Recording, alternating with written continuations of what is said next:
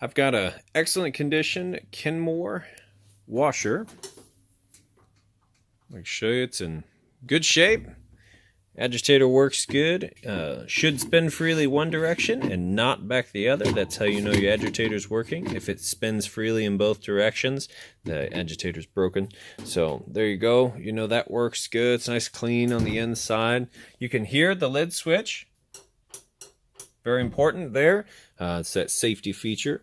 It's got plenty of options on it here, and I just like to show these as if you were standing here testing it out yourself. That way you know when you get home, plug it in, everything's going to work like it's supposed to. Of course, I put the washers through a 28-point inspection and the dryers through a 22-point inspection and make sure everything works on them good before I list them up for sale. But go ahead and show you, pull out on that.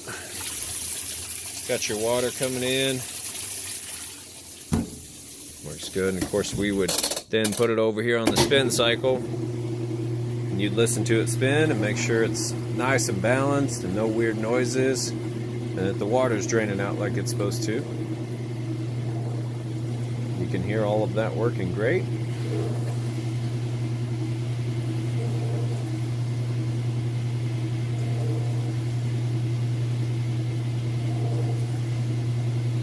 Now it's up to speed on the spin cycle, so I'm going to pop the lid open. It's going to stop it, but that way you know that it is in fact spinning. You can see here that it's nice, level.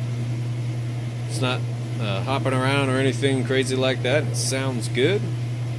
We'll open this up. See it spinning nice and fast, and it stops nice and fast. So nice and safe there. That's basically it on the washer.